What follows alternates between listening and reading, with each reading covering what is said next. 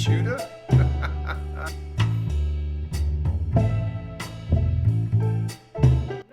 Hello, it's another wonderful Sunday with the Wonder Years, and we are starting where we left off. Claire was talking to her cousin about speaking with her other cousin's ex-girlfriend, Lil Tay. So they are meeting, her and Felicia are meeting Lil Tay at this museum in San Machino, kind of like a public place, because they don't know what Lil Tay may or may not do. And so they've both grabbed themselves a couple of drinks from the bar. A little too many, maybe. And Lil Tay's like, these people drunk? How are they going to help me out? They have nerve to think I'm crazy. So they're like, we're here to talk to you about Tiny. Apparently Lil Tay has not gotten over Tiny at all. They're trying to tell her, Tiny's moved on. She's like, I don't think so. We've been together for, about 3-4 months now. And I know Tiny real well. I'm like, you don't know her that well. You've only known her for 3 or 4 months. It's like 3 or 4 months. That's the longest relationship I've ever had. It's like, I can tell why. You're not getting it. You're not getting it. She's not interested in you anymore, Lil Tay. She's like, I beg to differ. My brother's in the NFL. What does that got to do with anything? Because I got the Riz.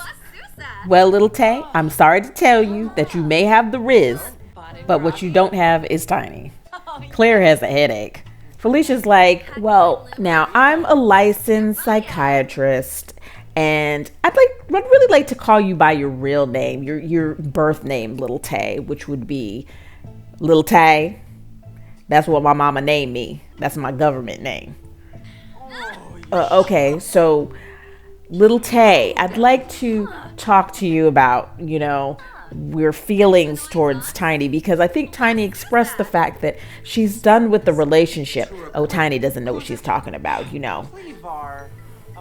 So even though Lil Tay is born and raised in Chestnut Ridge, and she spends a lot of time there because that's where her girlfriend lives, she actually has an apartment, a very nice apartment in San Machino. And she owns the vegan restaurant, and I think she owns a couple of other spots with her partner and her brother, who is Jalen Cooper. He is a sim that I got from Alexis Ariel, and he right now plays for the SFL. Lil Tay followed him to San Machino basically to be part of his entourage. So she's just explaining that she's been under a lot of stress recently because Jalen Cooper's girlfriend just left him after he spent a ton of money getting her breasts and lips done. And he's, basically in his fancy San Machino apartment by himself, and he can't do anything on his own. So she's had to spend a lot more time with her brother, plus run the restaurant. And she doesn't really understand why Tiny's saying all these things, because she just got Tiny a job at the vegan restaurant as a hostess. And of course, on top of that, Big Country is looking for her because he wants to have a conversation. Lil Tay's like, I can go next door and get my partner. He can verify everything. Tiny and I are in a relationship. We never broke up. Besides, she cheated on me. So logically, it would make sense that I would break up with her, not the other way around. Felicia is wasted. You're supposed to be psychologizing Lil Tay, not flirting with her. Claire's like, you seem like you're in a much better mood, Felicia. Everything going okay? She's like, yeah. Things have been looking up. Things are better. It's like, especially with all the alcohol. Claire's like, I'm sorry about this. I wouldn't have called you into this if I had known that Haven was exaggerating. I thought that Lil Tay was harassing Tiny. Now it seems like they're still in a relationship. I don't know what's going on. So Lil Tay's like, okay, so this is my partner here, Damon Sandoval. We run Sandoval and Cooper Investments together. He's like, oh, hey. Felicia's like, okay, this guy looks kind of slick, kind of smooth. Damon's like, so what's going on? What am I over here for? He's like, I don't know. They came over here because, my girlfriend, Tiffany, a Tiny, basically, she told them I was crazy and harassing her. Now Felicia's busy flirting with Damon. Anyway, so Felicia's like, Mr. Sandoval, it seems like there was a misunderstanding. It's our fault. Claire's like, yeah, that's why we wanted to verify everything before I went the legal route, because sometimes my cousin can exaggerate a little bit. And Lil Tay is pissed. She's like, I don't need this right now. I got enough going on. Apparently, Felicia learned that Damon is single. She was like, we got to make the best of this awkward situation somehow. Maybe I can get me a date out of this. Lil Tay's like, well, I thought when you're talking to a therapist, you're supposed to feel better afterwards, but somehow I feel worse. You accuse me of being unstable and stalking my own girlfriend, which, by the way, she is no longer my girlfriend. So you can go tell her that. Did Felicia and Damon just exchange phone numbers in between this argument? I can't. Claire's like, maybe you should just talk to Tiny. She's like, I don't need to talk to Tiny. I'm firing Tiny, and we are no longer together. It's over.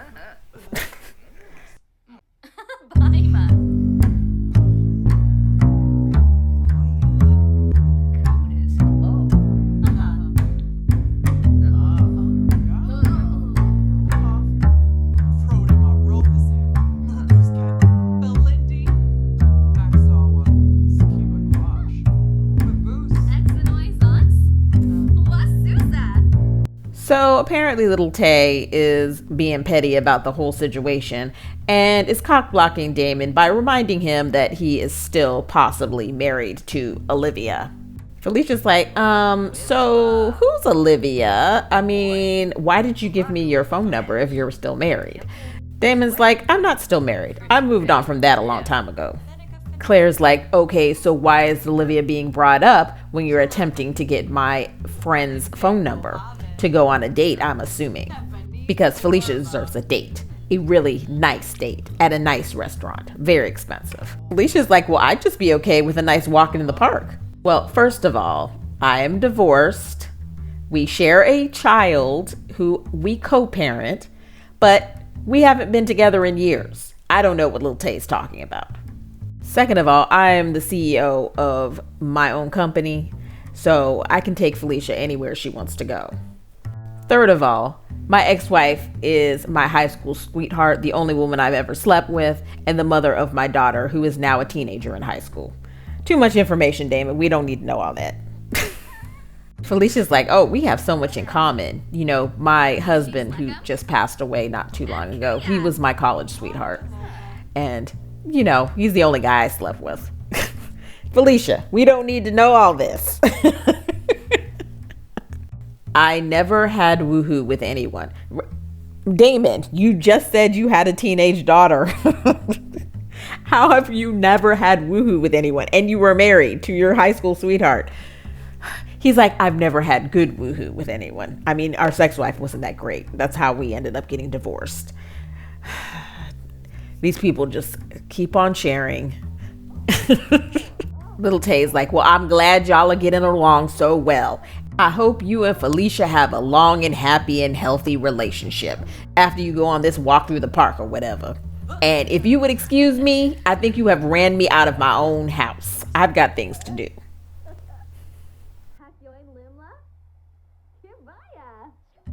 Felicia has learned that Damon is a chef level 4 at Vegan Hipsters restaurant. Okay, so Damon obviously is part owner of the vegan restaurant. So he's also a chef. A very well-known chef. So maybe he'll make Felicia a nice dinner, a nice romantic dinner. Damon's like, yeah, so about that date, I really would love to go on a date with you, Felicia. Felicia's like, yeah, I definitely would go on a date with you. You sound like a great guy, of what I know of you. And we seem like I said before, it seems like we have a lot in common. I have a teenage son, you have a teenage daughter. Like a breath of fresh air, Felicia likes nature enthusiasts. So apparently Damon is a nature enthusiast. I'm not sure how much of a nature enthusiast Felicia is, but clearly they're all happy with this match. Dennis was a country boy and he was always fishing, hunting, taking Devin out camping. So I'm sure she's used to it. And I'm sure that is just adding to her, kind of attraction to Damon. And they seem like they are really compatible and that they really like each other. So hopefully we'll see them go on a date real soon. But right now, Felicia has a hangover, so she probably should get home before she embarrasses herself even further. I mean, these people have been burping, farting. Like, I'm never letting them drink wine when they go out ever again.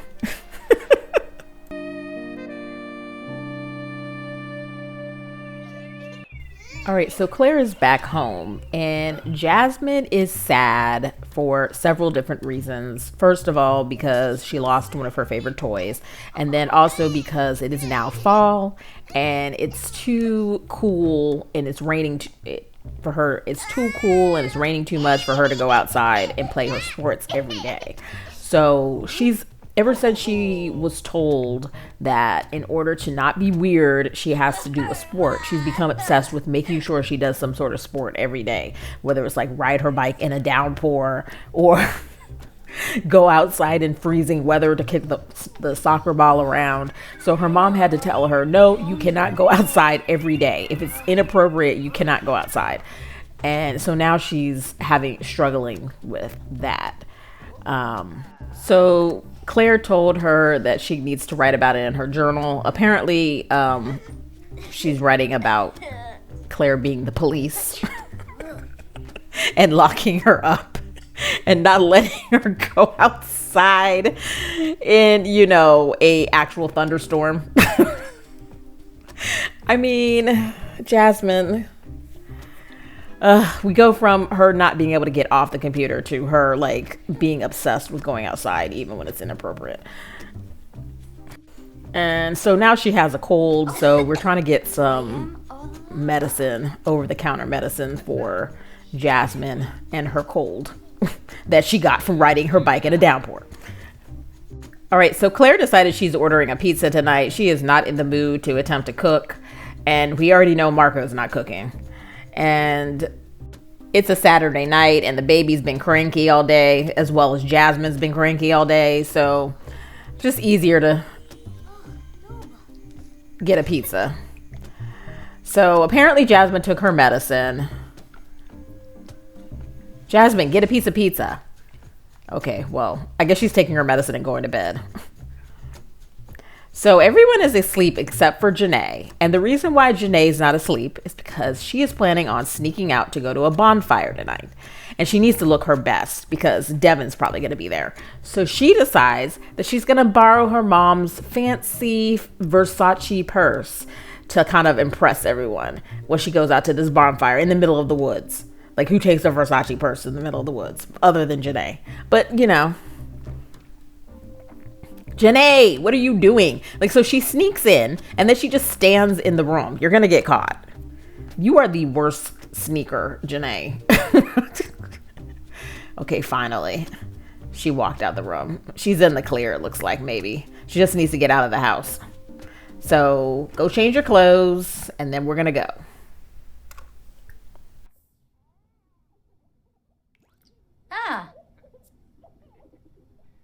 All right, so Janae needs to hurry up because apparently the baby's awake upstairs and her mother's going to wake up any moment to go feed the baby and catch her with her Versace purse. But, Janae looks good for a criminal.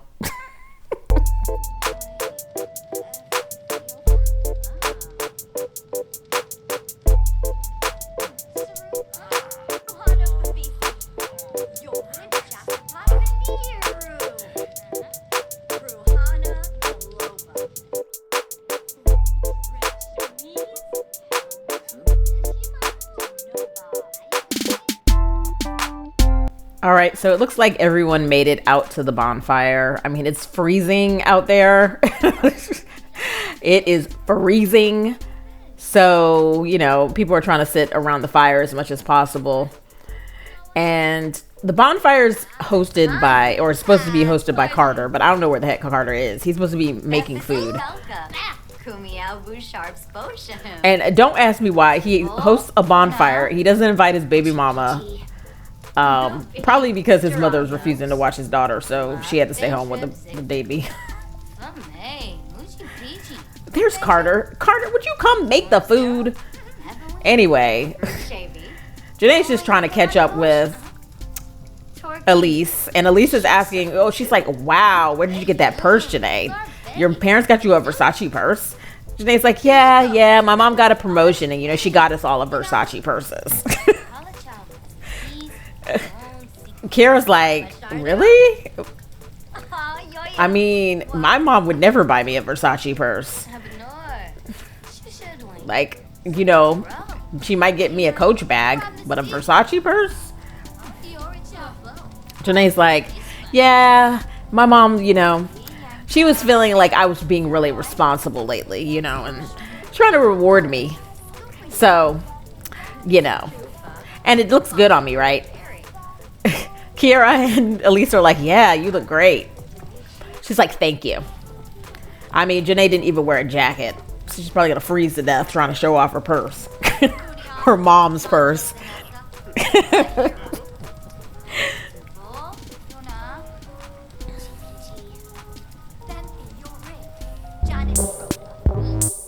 All right, so everybody's going to dance now because Carter finally came back and started up the music, and now he's starting up the grill. Like, you are the worst host, Carter.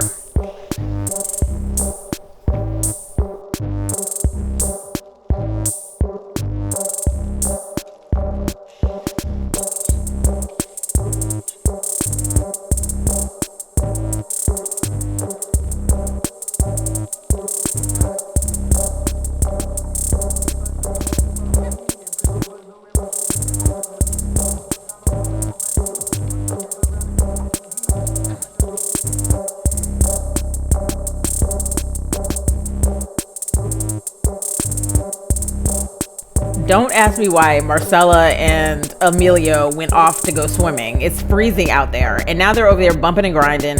I mean, they're about to have another kid. Like, oh my gosh. If they don't freeze to death first. And then Carter let the fire go out. So now it's really cold out there.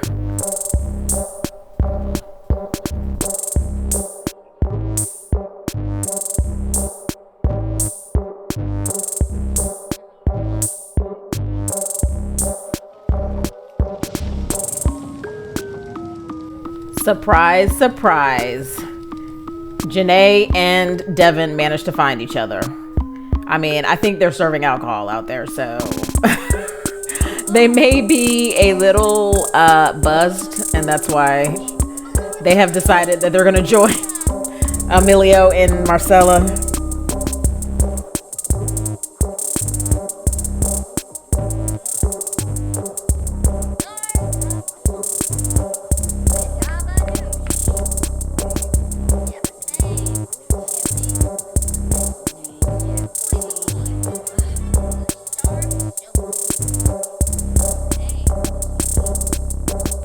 All right, so Carter finally got the food together, so it looks like people are eating, and people keep going on jogs because there's like a trail off of this area, so people keep leaving and going on jogs and changing their clothes. So I'm just gonna let them do it because I can't. And Marcella and Emilio decided to go in the tent. So again, I mean, but it's beautiful out there. I mean, there's a full moon. It's overlooking the bay. I mean, everybody apparently is in the mood. I mean, even Elise and Odell.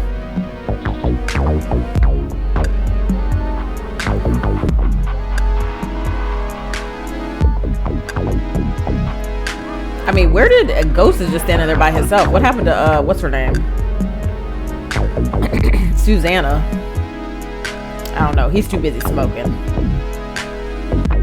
Anyway, so Janae and Devin decide they're going off on their own to talk. And now it's starting to snow. He's like, I really miss you, Janae. Janae's like, why are you doing this to me? We broke up. It's over. First you block me, then you sleep with me, then you block me again, and now you're over here talking about you miss me. Devin's like, I just was going through a lot, and I'm feeling a little bit better now, and I realized what a mistake I made. And Janae's like, well, it's too late, Devin. I just can't trust you anymore. It's like, but what about what just happened, on the dance floor? I mean, it seemed like we were really feeling each other. Janae's like, yeah, I still like you, and I'm still, have feelings for you, but I can't trust you. So we're not in a relationship, and we just need to be friends. That's it. Devin's like, well, I don't want to be friends. Janae's like, well, that's too bad. I don't care what you want. Devin's like, well, if we're not going to be together, then I don't want to even be friends. Janae's like, well, then fine. We're not friends either then. He's like, Janae, I just, no. I don't want to hug you. Either you're going to be my friend or you're not. And if you don't want to be my friend, then we're nothing. That's it, Devin. That's my final decision. Okay.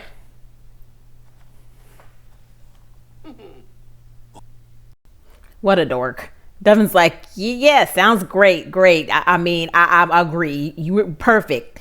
We're good. You're my buddy. Friends. That's it. That's what I want too. Play it off, Devin.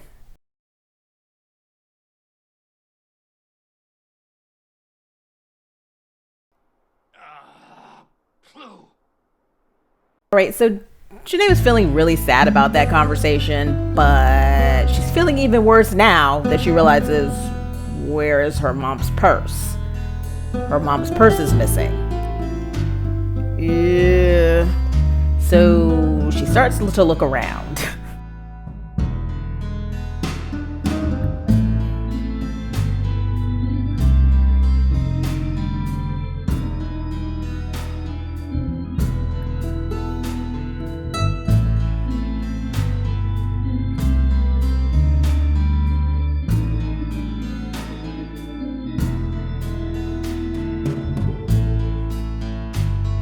She cannot go home without that purse. Claire is going to kill her.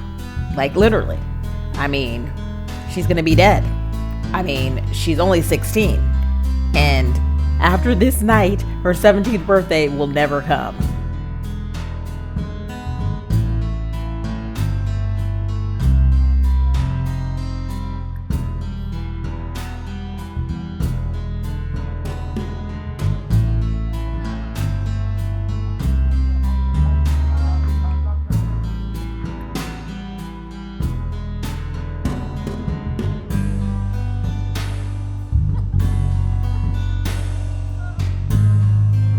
Janae has looked everywhere, in the bushes, in the bonfire, even in the tent.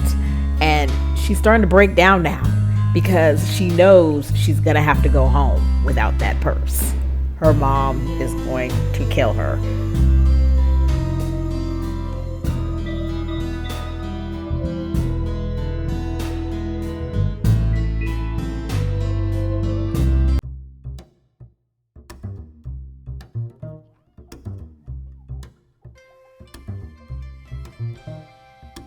Well, in the midst of losing the purse, Janae forgot that she also broke curfew. So her parents are up and pissed already. And they don't even know yet about the purse.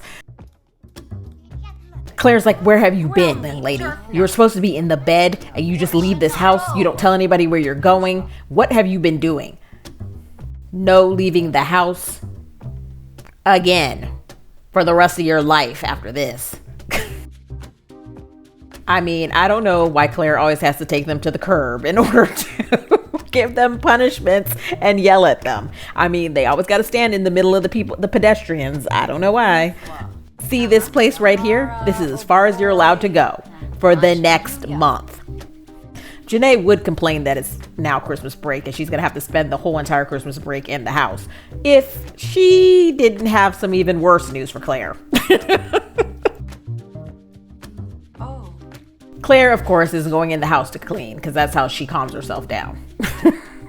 She's like, where's the vacuum cleaner? I need to vacuum. Now, of course, here comes Jasmine. She's like, so I heard you got in trouble. Janae's like, so what of it, little kid? Jasmine's like, yeah, I just came to see, how you're doing now that you're on lockdown like me. Janae's like, I'm not on lockdown like you. You're not even on lockdown. Mom just said you can't go outside in a thunderstorm and get hit by lightning. Janae's like, I think that's not unreasonable, Jasmine. I mean, that mom doesn't want you to kill yourself. And all. Oh, and here comes that kid that told Jasmine she was weird. Jasmine's promptly ignoring him.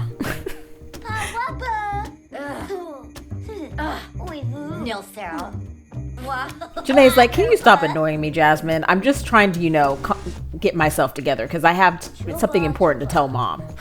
Jasmine's like, oh, what? That you lost her purse? Janae's like, how did you know about that? Jasmine's like, because I pay attention. Janae's like, well, I'd appreciate it if you don't say anything. I'll tell her in just a little bit, okay? Jasmine's like, okay, whatever. Claire's like, Janae, you need to go get cleaned up because I'm sure you've been in that outfit all night. And then once you get cleaned up, we're having a talk. What the heck does Clarence want?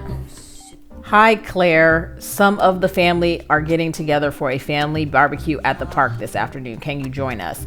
No, Dad, I can't join you. My kid is turning into a juvenile delinquent, and besides, every time I see one of you, I get roped into something. Claire needs a moment alone with her purse, so she goes to the closet, unaware that in the next second, she's going to lose her fucking shit. Janae, get your ass out here right now. Carter, what are you doing here? You need to go home. Janae's on punishment and you shouldn't be here. Why are you here? So apparently the tea is that Naomi just left her rich sucker. And both Camille and Allie are going on a rampage at Carter's house, so he needed to get away. Naomi got herself a job as a hostess at Lil Tay's restaurant as well. And when she was working at the vegan restaurant, she met her next victim, Tony Bars, who is a rich rapper and who is the CEO of one of the biggest hip hop labels in the city. I got this sim from Say Hey Miss Zoe, and he comes with Bars is Back, her rapper mod pack, and I'll put the link in the box. So anyway, they are now together and he has bought them a fancy 3-bedroom house out in San Sequoia. Unfortunately, none of those bedrooms were set up for Allie and Carter to stay. In fact, Naomi hasn't even provided an address. Claire doesn't care. She wants Carter to leave so she can kill Janae.